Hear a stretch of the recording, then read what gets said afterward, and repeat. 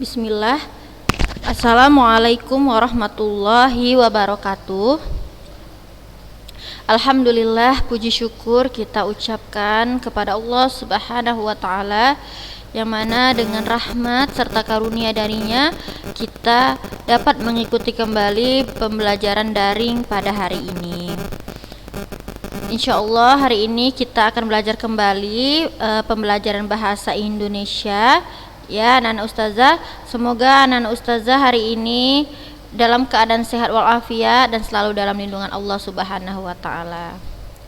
Nah, jadi hari ini kita memasuki, ya, sudah masuk ke bab 2. Ya, di bab 2.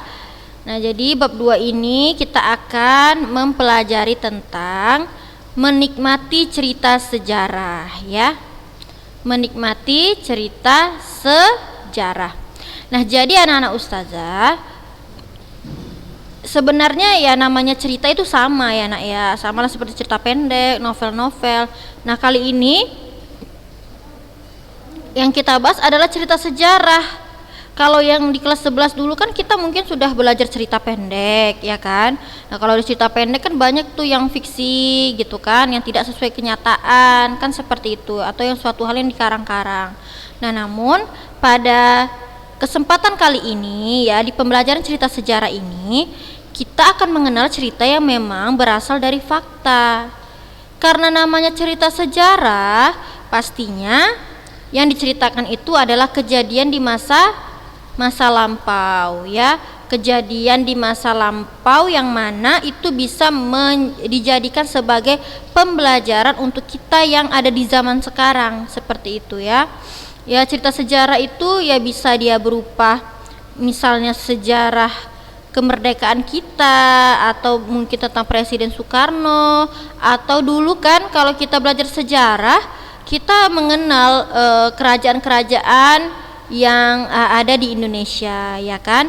Jadi kan semua itu kerajaan itu terbentuk, nah kan pasti ada ceritanya, ya kan?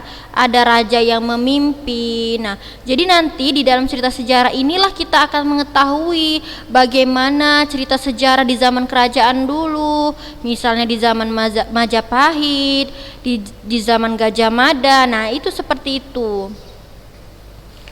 Nah, jadi novel sejarah merupakan sebuah genre yang penting dan sering ditulis di negara-negara barat. Negara-negara tersebut menanamkan pentingnya sejarah dalam pendidikan.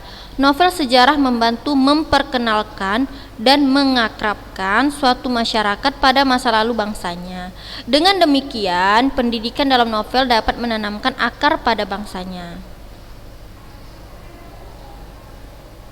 Nah, jadi seorang sastrawan yang seringkali menggunakan fakta-fakta sejarah sebagai latar untuk mengisahkan tokoh-tokoh fisiknya bermaksud untuk mengisahkan kembali seorang tokoh sejarah dalam berbagai dimensi kehidupannya, seperti emosi pribadi tokoh, tragedi yang menimpanya, kehidupan keluarga dan masyarakat, serta pandangan politiknya. Misalnya novel Roro Mendut versi Mangun Wijaya dan versi Ajib Rosidi Bumi Manusia, Jejak Langka, Anak Segala Bangsa, dan Rumah Kaca karya Pramudia Anantatur. Jadi sebenarnya banyak sekali ya contoh-contoh dari yang namanya cerita sejarah. Jadi novel sejarah itu adalah novel yang di dalamnya menjelaskan dan menceritakan tentang fakta kejadian masa lalu yang menjadi asal muasal atau latar belakang terjadinya suatu yang memiliki nilai kesejarahan, bisa bersifat naratif ataupun deskriptif. Novel sejarah termasuk dalam teks naratif jika disajikan dengan menggunakan urutan peristiwa dan urutan waktu. Namun, jika novel sejarah disajikan secara simbolisasi verbal, novel tergolong ke dalam teks deskriptif. Nah, jadi kayak sepertinya yang kita pelajari hari ini adalah novel sejarah yang bersifat teks naratif karena dia berupa penjelasan suatu peristiwa yang diceritakan. Atau bisa saja teks naratif deskriptif. Nah, baik anak-anak ustazah, jadi intinya teks cerita sejarah adalah teks yang menjelaskan dan menceritakan tentang fakta dan kejadian masa lalu yang menjadi latar belakang terjadinya sesuatu yang mempunyai nilai sejarah. Ustazah ulangi ya, teks cerita sejarah adalah teks yang menjelaskan dan menceritakan tentang fakta dan kejadian masa lalu yang menjadi latar belakang terjadinya sesuatu yang mempunyai nilai sejarah. Nah, jadi anak-anak ustazah, seorang penulis ya, dia membuat teks cerita sejarah ini karena memang sudah ada bukti-bukti atau fakta-fakta yang ada gitu kan. Jadi mungkin ada suatu naskah lalu dia kembangkanlah, misalnya dia mau menceritakan tokoh Soekarno, ya dia cari tahu tentang bagaimana masa mudanya Soekarno, bagaimana keluarganya, lalu dibuatlah menjadi cerita sejarah seperti itu ya.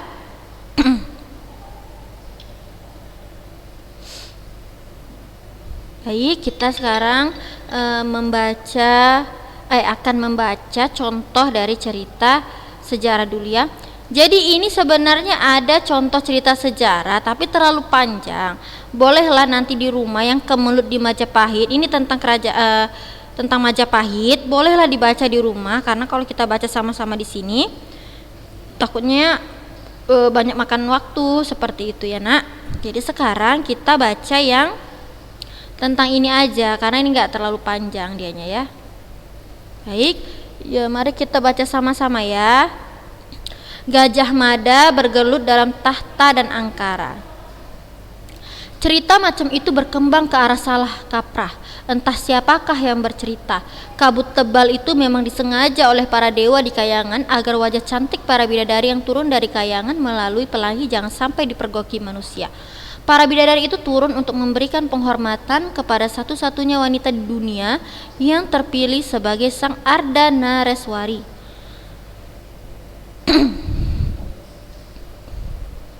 Yang berarti wanita utama yang menurunkan raja-raja besar di tanah Jawa ini. Maklum sebagai Sang Ardhanareswari, Kendedes adalah titisan dari Paramita, Dewi Ilmu Pengetahuan. Apa benar kabut tebal itu turun karena para bidadari turun dari langit? Gajah Mada tidak bisa menyembunyikan senyumnya dari kenangan kakek tua yang menuturkan cerita itu dan mengaku memergoki para bidadari itu, lalu mengambil salah seorang di antara mereka menjadi istrinya. Gajah Mada ingat anak kakek tua itu perempuan semua dan jelek semua, sama sekali tidak ada pertanda titisan bidadari. Mirip cerita Jaka Tarub saja, gumam Gajah Mada sekali lagi untuk diri sendiri. Lagi pula setahuku tidak pernah ada pelangi di malam hari. Pelangi itu munculnya selalu siang dan ketika sedang turun hujan. Lebih jauh soal kabut tebal pula, konon ketika calon arang si perempuan penyihir dari Girah marah dan menebar tenung. Kabut amat tebal membawa penyakit turun tak hanya di wilayah tertentu, namun merata di seluruh negara, menyebabkan Prabu Airlangga dan Patih Narottama kebingungan dan terpaksa minta bantuan kepada Empu Barada untuk meredam sepak terjang wanita menakutkan itu. Empu Barada benar-benar sakti. Empu itu menebus pelepah daun kelui yang melayang terbang ketika dibacakan japa mantra. Beralaskan pelepah daun itulah Empu Barada terbang membubung ke langit dan memperhatikan beberapa luas kabut pembawa tenung dan penyakit. Empu Barada melihat ampak-ampak pedut itu memang sangat halus dan menelan luas negara dari ujung ke ujung. Untunglah cahaya Hyang Bagaskara yang datang di pagi harinya mampu mengusir kabut itu menjauh tanpa tersisa jejaknya sedikit pun. Hanya sebuah dongeng, gumam Gajah Mada untuk diri sendiri. Kabut tebal itu memang mengurangi jarak pandang dan mengganggu siapapun untuk mengetahui keadaan di sekitarnya. Ketika sebelumnya siapapun tak sempat memikirkan, itulah saatnya siapapun mendadak merasakan bagaimana menjadi orang buta yang tidak bisa melihat apa-apa. Pada wilayah yang kabutnya benar-benar tebal, untuk mengenali benda-benda di sekitarnya harus dengan meraba-raba. Akan tetapi tidak demikian dengan anjing yang menggonggong sahut-sahutan ramai sekali. Apa yang dilakukan anjing itu? Laporannya akhirnya sampai ke telinga Gajah Mada. Gajah Enggon yang meminta izin untuk bertemu segera melepas warastra. Sanderan dengan ciri-ciri khusus sanderan dengan ciri-ciri khusus yang dibalas Gajah Mada dengan anak panah yang sama melalui isyarat khusus pula. Dari jawaban anak panah itu, Gajah Enggon dan Gagak Bongol mengetahui di mana Gajah Mada berada. Gagak Bongol dan Enggon segera melaporkan temuannya. Ditemukan mayat lagi kakang gajah. Gajah Enggon melaporkan. Gajah Mada memandangi wajah samar-samar di depannya. Mayat siapa? Prajurit bernama Kelabang Gendis mati dengan anak panah menancap tepat di tenggorokannya. Tak ada jejak perkelahian apapun. Sasaran menjadi korban tanpa menyadari arah bidikan anak panah tertuju padanya. Gajah Mada merasa tak nyaman memperoleh laporan itu. Orang yang mampu melepas anak panah dengan sasaran sulit pastilah orang yang sangat menguasai sifat gendewa dan anak panahnya. Orang yang mampu melakukan hal khusus macam itu amat terbatas dan umumnya ada di barisan pasukan Bayangkara. Adakah prajurit Bayangkara yang terlibat? Dan kami temukan mayat kedua. Gagak Bongol menambahkan, pelaku pembunuhan menggunakan anak panah itu mati di patuk ular. Mayatnya dia cabik-cabik beberapa ekor anjing. Pembunuh yang terbunuh ini menyisakan jejak rasa kecewa di hati kita. Kakang, aku tahu kakang Gajah pasti kecewa mengetahui siapa dia. Gajah Mada mengadah memandang langit, namun tak ada apapun yang tampak kecuali warna pedut yang makin menghitam legam. Bayangkara, ya jawab Gagak Bongol. Siapa? Lanjut Gajah Mada. Gagak Bongol dan Senopati Gajah Enggon tidak segera menjawab dan memberikan kesempatan kepada Pati Daha Gajah Mada untuk menemukan sendiri jawabnya.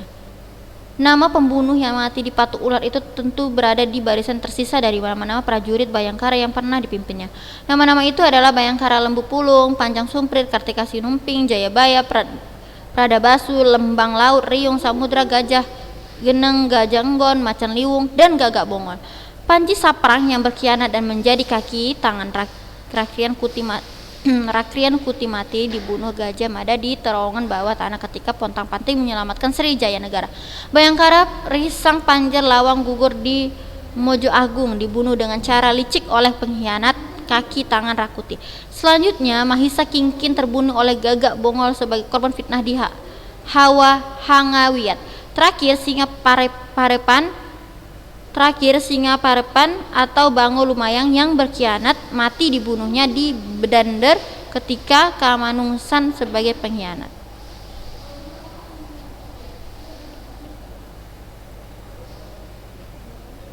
Baik ya, jadi itu sekilas contoh dari yang namanya cerita sejarah ya. Jadi sebenarnya kalau di buku-buku sejarah itu memang ada yang namanya Gajah Mada ya kan. Tetapi saya pun tidak terlalu tahu kebenaran cerita ini kan, karena kan ya memang itu tadi memang ada hal-hal yang nggak boleh kita harus percayai ya. Contohnya itu tadi kan ada mantra-mantra lah, sihir. Jadi memang zaman dahulu, memang faktanya zaman dahulu tuh kalau kita lihat dari cerita sejarah karena gini loh, karena Indonesia itu ada pengaruh Hindu Buddha ya kan. Dulu sebelum datangnya Islam kan kita dipengaruhi oleh masa Hindu Buddha. Jadi pada masa Hindu Buddha itu yaitu kita mengenal yang namanya mantra-mantra di zaman dahulu itu ya, mantra-mantra. Lalu adalah dewi ini, dewi itu, begitulah ceritanya. Lalu dibuatlah, makanya ada kerajaan Borobudur, Prambanan seperti itu. Karena memang ada cerita kenapa terbentuknya candi tersebut seperti itu. Jadi memang cerita para raja yang itu tadi pada masa Hindu Buddha. Pada masa Hindu Buddha memang ada yang namanya Kendedes, di cerita sejarah ada. Kalau kita dulu pernah belajar ada ini Kendedes. Inilah pada masa raja-raja Hindu Buddha ya, sebelum datangnya Islam ke Indonesia. Memang ada ceritanya, tapi tidak tahulah ya ini semua ceritanya ini ada bersifat khayalannya pasti ada, Kenapa ada? Saya katakan karena pada cerita ini kan dia ditambah dengan kata kiasan. Tentunya dia tidak semuanya fakta yang ada di sini ya nak ya. Jadi ini cerita hanyalah contoh bahwasannya inilah salah satu contoh cerita yang memang katanya terjadi sih di zaman dahulu, di zaman sebelum datangnya Belanda pun ya kan. Jadi sebelum datangnya Belanda, sebelum datangnya Islam ke Indonesia kan memang ada ceritanya bahwasannya Hindu Buddha itu memang datang dia ke Indonesia dan memengaruhi lah pola pikir kita, seperti itu. Baru nanti datang Islam ya sudah kita pun masuk Islam.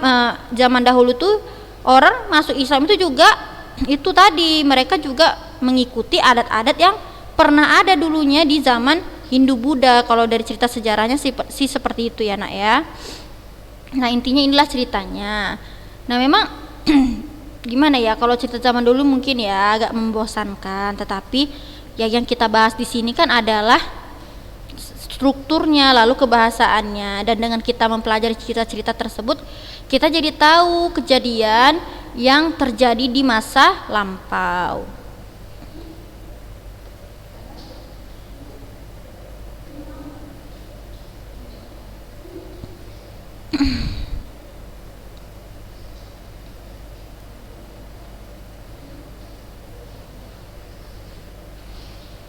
Kalau kita tadi baca ceritanya sama sih urutan peristiwanya ya kan. Pertama misalnya ada orientasi, lalu ada yang namanya konflik. Jadi konflik itu kan artinya masalah ya kan. Jadi ada juga kok masalah. Cuma ini karena ringkasan cerita, jadi dia nggak sampai habis diceritakan. Gitu. Jadi tadi sudah tahu ya apa itu pengertian dari cerita sejarah sudah ya kan.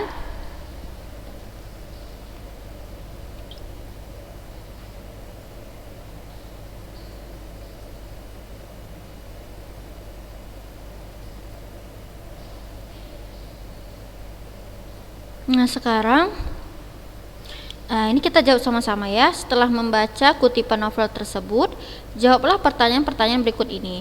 Kan ini sebenarnya kita menemukan nilai hal-hal yang menarik yang terdapat pada novel. Kan ini kan menentukan hal-hal menarik dalam novel sejarah.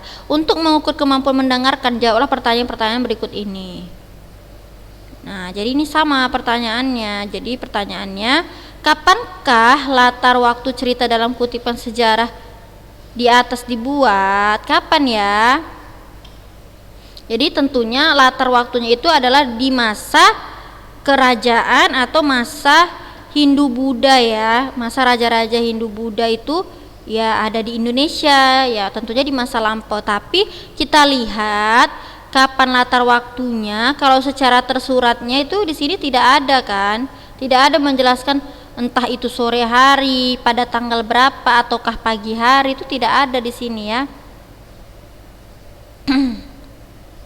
Atau kalau misalnya kalian dapat latar waktu yang secara tersuratnya dapat di sini, lihat di sini ada, nah, nanti boleh kasih tahu ustazah ya.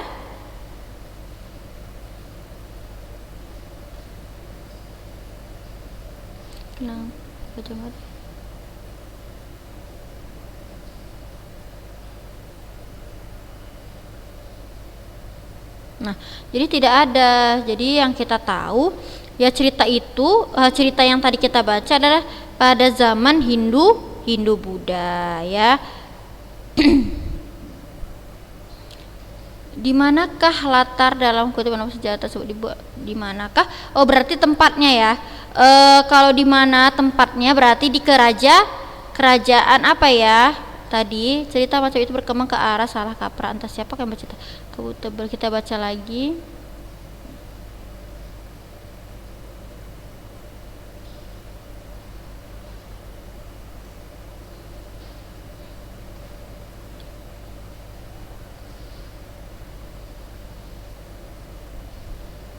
Ya tentunya ini kalau latar tempatnya secara tersurat dari ceritanya ya tentang kerajaan, berarti ya bisa jadi ini ceritanya ini ya di masa Gajah Mada, di kerajaan yang di kerajaan yang pada saat itu ada di zaman dahulu ya. Intinya latar tempatnya itu adalah di suatu kerajaan atau istana, misalnya seperti itu bisa ya, di istana.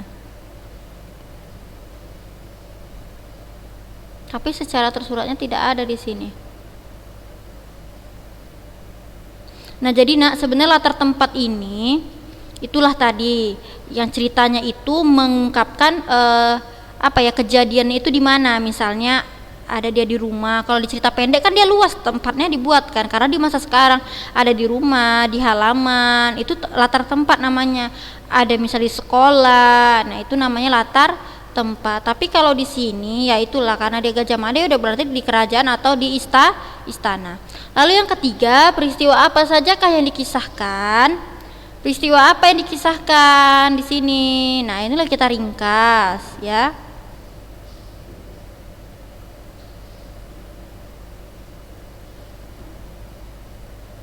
Ya tentang dia bagaimana melihat bidadari, kan itu ceritanya tadi kan. Lalu juga bagaimana dia menghadapi ini kabut amat tebal membawa penyakit turun tak.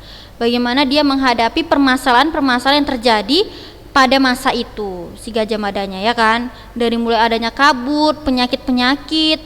Nah itu jadi ceritanya itu tentang itu tadi, dari dia berjumpa bidadari, baru setelah itu didatangkanlah suatu penyakit di dalam perkampungan dia lah, kalau kita bilang ya, di daerah dia. Lalu juga menceritakan tentang itu tadi kehidupan. Jadi intinya ini ceritanya tentang kehidupan yang terjadi pada masa lampau mengenai si ini tadi Gajah Mada. Entah itu dari misalnya keluarganya, ya, teman-temannya, itu diceritakan pada cerita ini. Masalah tahta lah pokoknya intinya.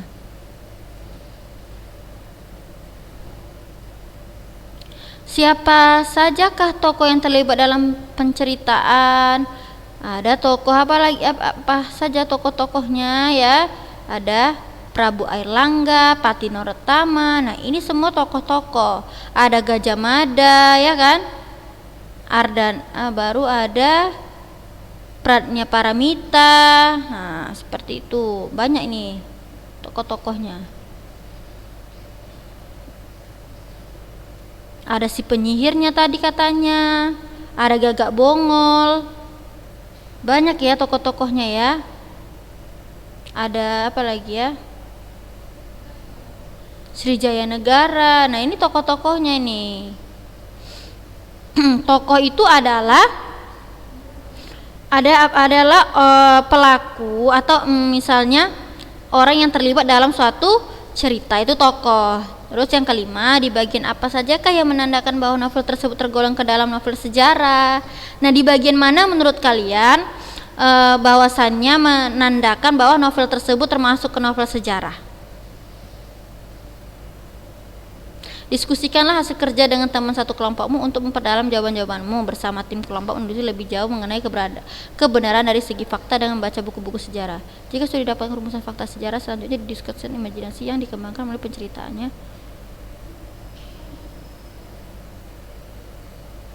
Nah, jadi sebenarnya kalau kita lihat ya, ini salah satu contoh novel sejarah. Kenapa? Walaupun di dalamnya ada fakta, namun ada juga dihiasi dengan fiksi, juga ada juga dihiasi dengan yang namanya kalau kita bilang tidak nyatanya ada juga. Karena memang kalau dari buku sejarah yang dipahami itu memang ada cerita ya Gajah Mada itu memang ada ya. Tetapi karena kalau di buku sejarah itu dia itu tidak ada cerita tentang si Gajah Mada dengan kehidupannya, itu nggak ada. Bagaimana Gajah Mada dengan kita bilang ya, kerabat-kerabatnya. Nah, seperti itu kan tidak ada. Jadi biasanya seorang penulis itu dia mengangkat kembali cerita di masa lalu ya, cerita masa lampau zaman dahulu, diangkatnya dan dibuatnya lah bahasa itu sedemikian indah ya, dijadikanlah cerita sejarah. Jadi ini beberapa memang benar kenyataannya, memang ada cerita Gajah Mada.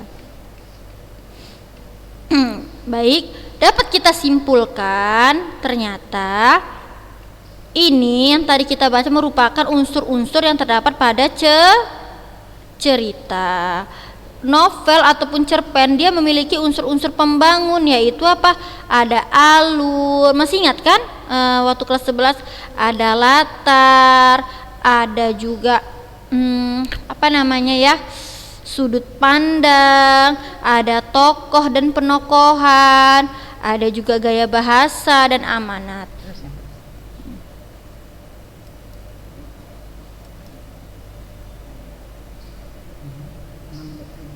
Berapa lagi? Nah, jadi seperti itu ya, sama.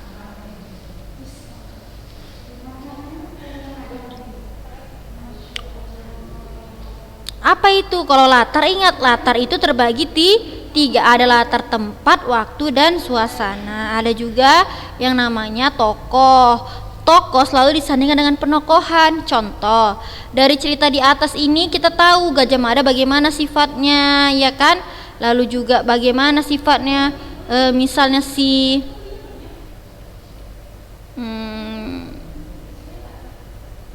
ini Pradnya Paramita bagaimana sifatnya. Nah, kita kalau sudah kita baca, maka kita akan memahami bagaimana apa ya dikatakan sifatnya atau karakternya.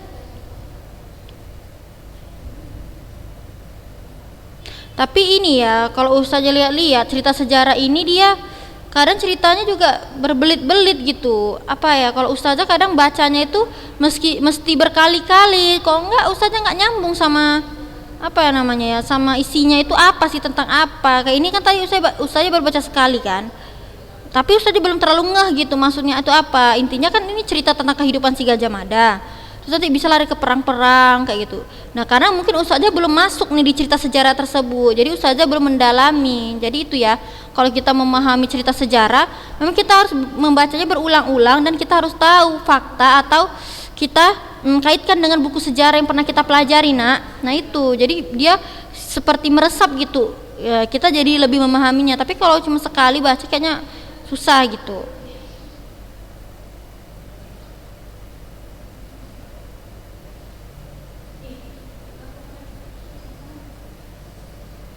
Padahal semalam Ustaz sudah baca cerita ini, tapi itu karena ceritanya di masa lampau, kayaknya Ustazah kurang gitu lagi, kurang cukup untuk membacanya sekali atau dua kali kalau menurut Ustazah ya, nak.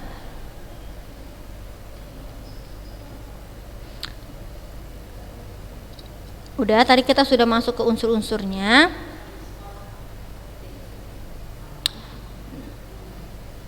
Nah, sekarang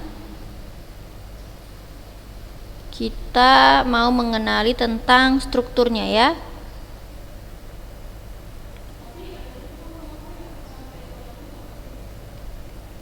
Jadi di dalam teks cerita itu pasti kita akan mengenal struktur. Sebenarnya kita sudah mempelajari ini loh di kelas 11. Hanya saja bedanya ya, kalau kelas 11 itu ceritanya mungkin tentang ya kehidupan sehari-hari ya kan di masa sekarang. Tapi kalau ini mungkin agak lebih sulit ya, karena dia cerita tentang sejarah ya. Memang kadang pun kita ya mempelajari cuma ya sedikit gitu ya, tidak terlalu kita dalami kan sejarah itu kan gitu. Jadi ya mesti kita pandai-pandai lah, kita maulah baca buku. Nah, jadi strukturnya sama. Yang pertama itu struktur pada cerita ada pengenalan situasi cerita. Nah, pada bagian pengenalan situasi cerita, disinilah dia memperkenalkan ya tokohnya, ya terus itu setting cerita itu baik waktu, tempat maupun peristiwa. Lalu juga orientasi juga dapat disajikan dengan menggunakan para tokoh. Nah, jadi pengenalan situasi cerita itu biasanya terletak di paragraf pertama. Dia kenalkan dulu nih tokohnya siapa. Tapi kalau cerita si Gajah Mada tadi tidak, dia itu kalau Ustazah rasa orientasinya itu gimana ya, kayak seperti ini ceritanya sepertinya ada sambungannya gitu. Nah, kita buktikan ya. Contoh lah ini orientasi. Kita sudah tahu ya kan, di sini udah ada yang namanya Ken Dedes, lalu juga Gajah Mada ya kan. Nah, di sini sudah diperkenalkan dia latarnya.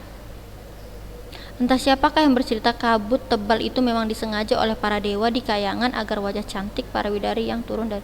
Nah, ini sudah ada latarnya. Nah, kita jumpai ya latar tempatnya itu ada di kayangan ya. Ini enggak benar nih, di kayangan. Terus itu lalu juga jadi latar tempatnya ada di kayangan, ada di kerajaan itu sebenarnya. Nah, ini contoh dari presentasi atau pengenalan suatu peristiwa, ya, letaknya di paragraf pertama. Lalu yang kedua apa? Yang kedua, pengungkapan peristiwa. Dalam bagian ini disajikan peristiwa awal yang menimbulkan berbagai masalah, pertentangan ataupun kesukaran bagi para tokoh. Nah, pengungkapan peristiwa ini, sebenarnya dia yang namanya pengungkapan peristiwa kalau menurut ustazah itu dari awal sampai akhir. Kenapa? Karena dari awal paragraf dia sudah mulai mengarah ke masalah.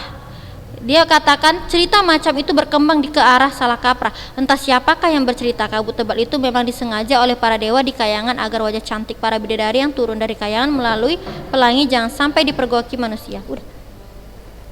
Nah, jadi itu contoh dari rangkaian peristiwa.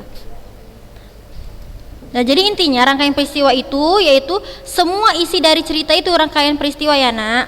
Nah, jadi anak-anak ustazah, jadi insya Allah kita akan lanjutkan strukturnya itu minggu depan. Mudah-mudahan yang tadi saya jelaskan dapat dipahami dengan baik, ya nak ya.